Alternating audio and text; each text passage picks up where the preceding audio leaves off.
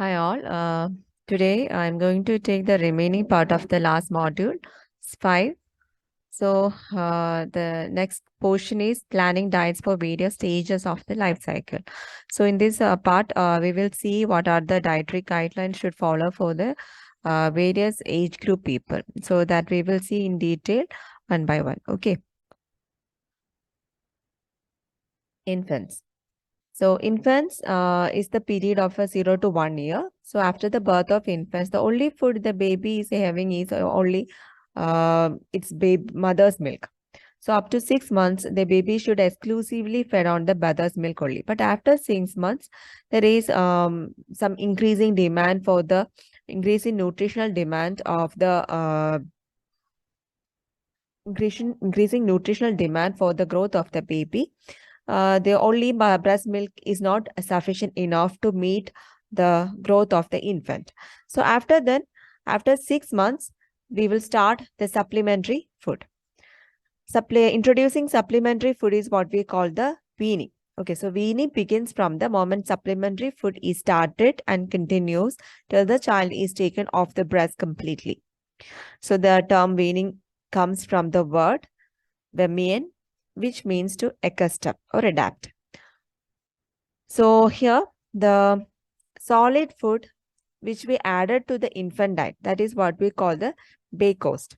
So this will also help to increase the enzymes, activation of the enzymes in the stomach of the baby. So by slowly we are giving the supplementary food. According to that, the enzymes in the gastric juice is also get activated. Introduction of weaning food too late, that sometimes lead to the undernutrition, and if it is increased, if the weaning food giving is increased, it will definitely lead to the diarrhea like problems. So there are some problems normally faced during this weaning time. There are different types of weaning foods are there, like liquid supplements and the solid supplements. Okay, so liquid supplements are those foods like milk, juice, or fresh fruit, soup from green leafy vegetables, fish liver oil. And under solid supplements, it includes cereal and starchy gravels, like mashed cereals like rice flour, rice flakes, and ragi flour mixed with the milk and sugar or jaggery. Vegetables, fruits, non-veg foods, boiled yolk, for non-veg foods such as boiled yolk of egg, minced and cooked meat, and boiled fish. Now we have to consider certain points while we are introducing these weaning foods. The first point is we should introduce only one food at one time and allow the infant to familiar with the new food which we introduced. So after familiaring with the new food only, we will allow to give the next food. And also it is very important when we give the first food at first time, you should give only in a very small amount, like 1 teaspoon or like that. Okay. And also we cannot give or semi-solid or solid food directly to a breast feeding baby. First, we will start with a very strained fruit juice or vegetables, the stray vegetables as a clear soup or like that only we can start. Okay, and slowly we will bring some changes in the texture of the food and semi-solid. Then finally we will reach the solid food. Okay. So when the baby is able to chew gradually, the substitute finely chopped vegetables and fruits will also given. It is very important that we should always keep a variety in the diet. Another important point is if any objection is taking some food, then we can include those food with some other formula. For example, if the baby is not ready to have the egg-like food, we can mix the egg with any baby formula or any vegetables or any cereal preparations. Next point is if baby show any acute dislike for a particular food, you can omit it for some time. Then after a small period, you can try it again. And the person who is feeding the infant should never show any dislike for a food which is being given. So that will also affect the baby during the feeding time. Then baby's appetite will varies from meal to meal and day to day. Example, hot weather, teething or suffering from cold appetite. So that will reduces the baby's appetite. So during that time, there is no any need for any confusions or tensions because on this is because of it some climatic changes or any other physiological changes happening in the baby. And also use a very thin consistency when starting a solid food. And gradually, we will change the consistency to a solid food. And also, for increasing the calorie of food, we can add oil, butter, or ghee. Okay, so that's all for the infants. Now, next is preschool children. That is the period between 1 to 6 years. So during this time, we should give more focus on the nutrients such as energy, protein, fat, calcium, iron, vitamins like A, B, D. Because all these nutrients having some its own role during this period. The energy is essential for the growth and activity of the children. Then protein is of course for the mass, muscle mass and bone growth. Fat is for the visual activity, brain development and the verbal IQ. Then other essential nutrients, vitamins and minerals is also having many important function during the development of the preschool child. So we will see now the dietary guideline. The first point is diet should be adequate in quantity and quality of different nutrients. Proper elimination is usually maintained by a daily diet of fruits, vegetables, and whole grain products. Because the child sometimes they should not have the full meal, and it will depends. It will varies on day by day, and also depending on this mood and all. So as a result, the thing is the proper elimination will not be taken place. So that will also causes many problems in the children. So it is very important that we should include the fruits, vegetables and whole grain products because they are high fiber in content and help for the proper elimination or defecation of the child. The next point is that should include variety of food. So that point is a common for all the age group. Okay. The variety means it should include all the items from all the food groups. And food should slightly season. Slightly season means we can improve the taste of food by adding slight spices and all. Okay. So that will, the slightly season will help to help the flavor and the taste. And the child is happy to have it. Then it should never ever we should force them to have food. If he don't want, the person feeding the child should not show any dislike for a food which is being given. This is the same point we discussed under the infant age also. Then dislike food should be mixed with a favorite food. Food preference of the child should be taken into consideration. All those things are the basic principle of the meal planning. Different cooking methods and new attractive combination can be encouraged the child to eat more. The child should never be hurried while taking food. So the atmosphere should be pleasant, peaceful and lacking distractions. So that is also very important. We should give a calm environment while the baby is having the food. Especially we should not give any TV or a computer or tab. Definitely he should eat or have the food in a dining table along with the other family members. So that will help the child to enjoy the meal also. Then inclusion of curd. Curd is a probiotic, so that will decrease the incidence of diarrhea and the cold. The diarrhea, cold are some diseases commonly happen during this age also. Then unripe bananas and apples, which is not given as it is difficult to chew and sometimes it leads to some choking and all. It should be discouraged to be processed and junk food. Having processed and junk food should be discouraged among them. And instead of that, we can give them nuts, fruits, like that. Okay. So I already told you about a textbook called The Dietetics by B. Sri Lakshmi. So in the page number 110, it has included certain suggested recipe for the preschool children. So you can refer that while you plan a menu for preschool children. Okay. Now, next is school going. School going, the ages come between 7 to 12 years. So here, the nutritional requirement should meet the increasing activity and growth and additional requirement for the sickness and injury. Every meal should include all 5 food groups, should drink 2 to 3 glasses of milk or equivalent products like curds. If child not like salad, we can incorporate it in sandwiches. And definitely we should include the green leafy vegetables and other colored vegetables because all these vegetables are rich in fiber as well as vitamins and minerals. Okay.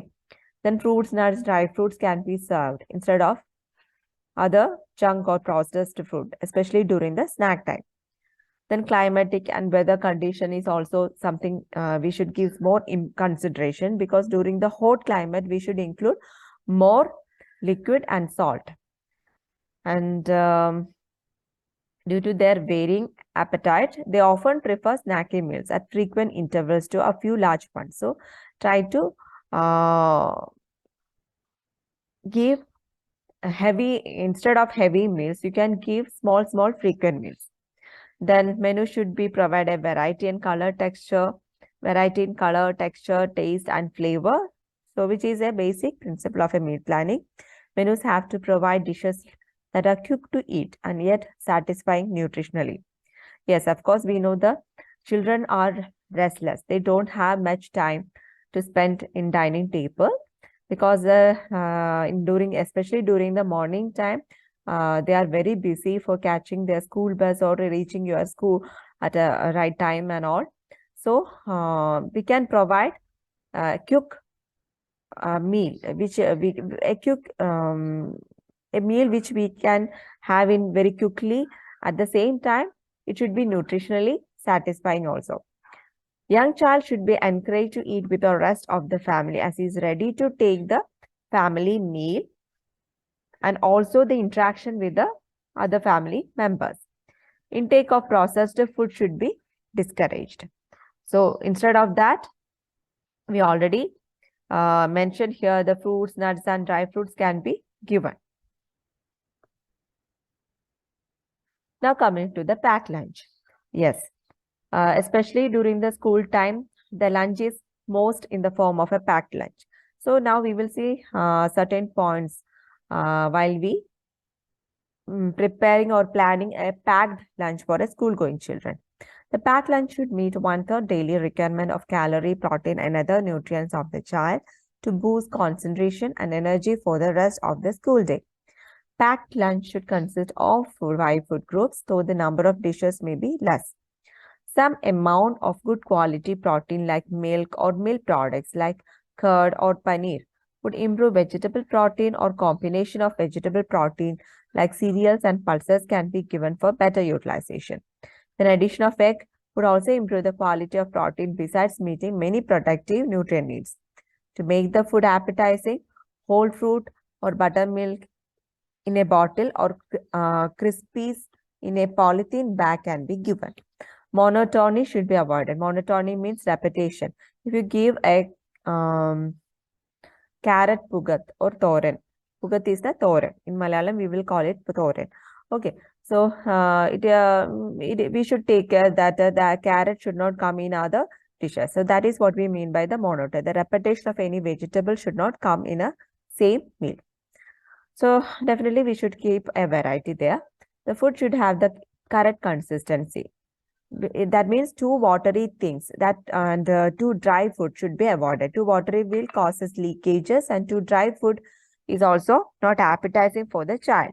So we should what all side dishes are taken for the lunch. It is important we should take care of the consistency.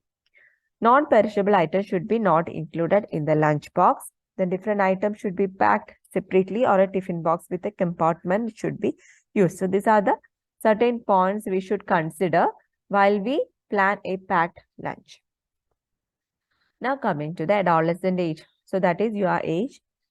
So adolescent age, there are many physical and psychological changes are taking place. Mood swings are there. So taking all into consideration, for the first point is the diet should adequate with a it should be a well-balanced diet. Okay, the diet is a well-balanced diet. Well-balanced diet means it contains all the essential nutrients in correct quantity. Okay, as required by our bodies. That is what we call a balanced diet. Then calcium, iron, all those nutrients are very important during the adolescent age because calcium is essential for increasing their bone density. So it will help the occurrence of osteoporosis in their future life also. The no meal of the day should miss. It is also very important. Just think about yourself. Most of you people will skip your breakfast, but please understand that breakfast is the brain's food. So never ever skip the breakfast. But you can adjust the quantities, but never by skipping the meals, you are not allowed to reduce your weight or your figure if you become more figure conscious, you are mostly adjusting it with by skipping the meals. So that is not a right way. That is not a healthy method. Then food should be colorful and attractive. Empty calorie food such as carbonated beverages should be avoided because it will reduce us the hungry also. It reduces the appetite also. Iron-rich foods like non-vegetarian foods and green leafy vegetables may be included in the diet to prevent the anemia. Yes. During the adolescent age, especially for the girls, the menstruation is something happen in every month. So that will lead to the loss of iron.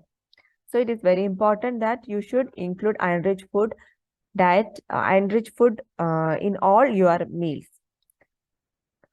At least a single meal in your day. Calorie and protein-rich food should be taken to support the growth. Include your fruits, vegetables in the diet, meet vitamin, minerals, and fiber requirement. Eating habits should be independent of emotions. Parents should encourage the adolescent to cook at nutritious and tasty food. Home-based diets are best for children. Adolescents need to be encouraged to do physical activity, particularly outdoor games. So, because the physical activity is also having a great role in controlling your appetite. Yes. Now, coming to the expectant mother or the pregnant mother. Pregnant period is the most very important period when we consider all other life stages because the pregnancy period is divided into 3 trimesters like first, second, and third. So all the trimesters are demanding the different nutrients. The nutrients, the requirement should meet the need of mother as well as the baby. So the first point is small and frequent feeding should be taken. Fasting or missing meals should be avoided here. Consumption of egg and other non-veg food help in meeting increased protein requirement. More fiber should include in the diet to prevent the constipation. That is a common problem during the pregnancy. So for that, 5 to 6 servings of fruits and vegetables can be included in the daily diet.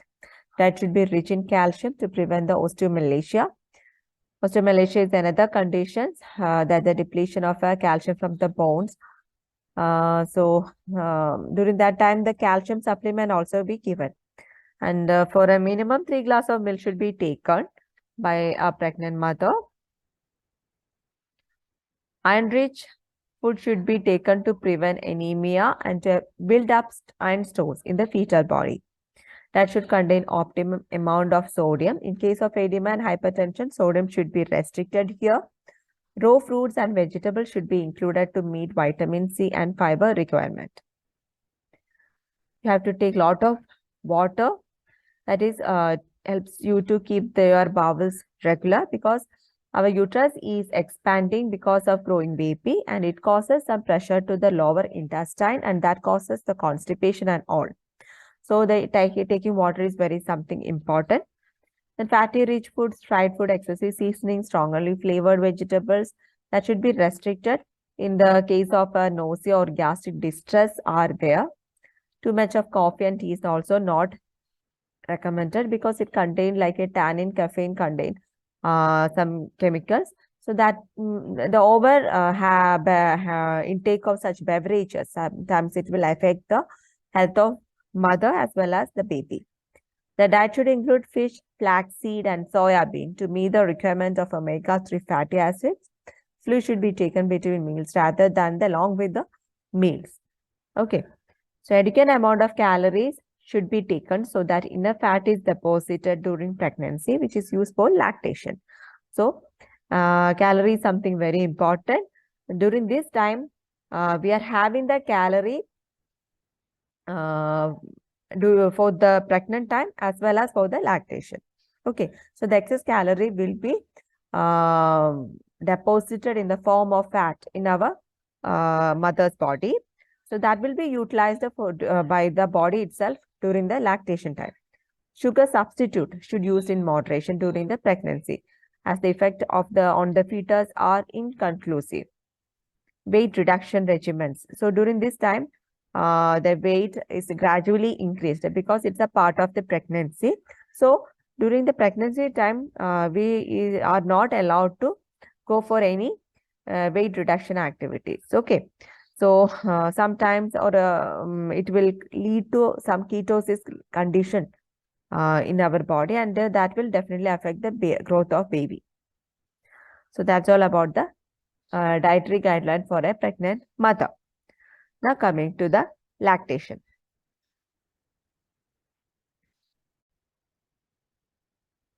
Now coming to the lactating woman. So after pregnancy, now it's the lactating time. During lactation, adequate nutrition is required as infant derives all its nutrition from the mother's milk. Mothers need extra nutrition as she has to nourish a fully developed and rapidly growing infant. So for that, she needs extra nutrients to meet the baby's needs. And inadequacy in mother's diet influence both the quality and quantity of mother's milk secreted. So it's important that a mother diet should adequate enough in both quality and the quantity. Mother's diet is inadequate, then she will draw her own body reserves to meet the needs of lactation, the cost of her own mother health. So sometimes it will affect the health of mother. Nutrient deficiency can also lead to lower level of nutrients in the mother's milk. Now we will see the what are the dietary guidelines. It should be balanced, should include plenty of greens and colored vegetables because it provides vitamin, minerals, and fiber. It should encourage to take the different types of beverages to meet liquid requirement. So you can have juices, smoothies, soup, buttermilk, like that. Okay. So vitamins and mineral supplement can also be taken here. Galactolog, galactagogue or lactogogue. So both these will help increasing the production of hormone called prolactin because prolactin is very important for milk production. So there are certain food considered as a galactagogue or lactogogue, like garlic, milk, almond, garden cress seeds, goat's meat, fish. So this food, including this food in the mother's lactating mother's diet, will help to increase the milk production also. Now the protein, baby in the growing stage need lot of protein. Mothers must eat lot of protein to meet growing baby's requirement and for self-healing. Liquid. Mother should take ample of liquid since it helps in milk production. Yes, our mother is giving milk to the baby. So through the milk, the water is also getting the water is also getting lost from the mother's body. So here it is very important we should include lot of liquid in her diet, the form of soup, buttermilk, and milk. Then carbohydrate, both grains and whole grain products should include, which is highly nutritious. Example, wheat flour, oats, brown rice. Then vitamins and minerals. We should include fruits and vegetables for that. Iron and calcium. Eat a food rich in calcium and iron. Mother, because during the pregnancy time, lot of blood has losses, so there is a chance of iron deficiency. Then calcium is also essential for the growth and development of teeth and bones of baby. So that calcium is normally taken from the mother's body. So we can include certain food items such as organ meats, dry beans, turnips, fishes with soft bones like anchovies, salmon, sardines in their diet. So that's all about the lactating mothers dietary guidelines. Okay. Now coming to the elders. Elders are the people who having the age of 60 and above or the retirement age. So that is what we call a elders. So during the elders time, we know the aging is not a disease, but of course a biological process. During the aging time, um, a lot of changes are taking place in the elders body, like physiological, psychological, many changes are taking place in their body. So taking all those into consideration, certain dietary guidelines are given here. The food must be soft, easily chewable because of the dental problems and all. The dentals of the elders may be loosened, or there is no tooth to have a bite or chew the food. So it is very important. We should keep soft and easily chewable food items. Food should be easily digestible. When we reach an elderly stage, the digestive juices, the enzyme content of the digestive juices show some differences, and uh, no proper digestion will not be happen sometimes. So we should take care that we should include those foods which is easily digestible. Small and frequent meals can be given instead of 3 heavy meals. Heavy meal at noon and light meal at night is morely recommended. Glass of warm milk will help him or her to sleep because it will deactivate the hormone adrenaline. So that will help to induce the sleep. And food rich in protein, vitamin, and mineral should be included. Vegetable foods are good sources of antioxidants. So a minimum 5 servings can be included. Food should be less spicy and salty. Fried and concentrated food should be avoided because such food are not easy for digestion, and sometimes it will increase the cholesterol level in blood also. Then caffeine containing beverages should be limited. Sometimes it may affect the sleep also. High fiber diet can be included in the form of greens and whole grains because it will help to prevent the constipation and all. During the elderly time, the movement of intestine is coming to less, and the constipation is another common problem among the elders. So we can give a high fiber diet for them.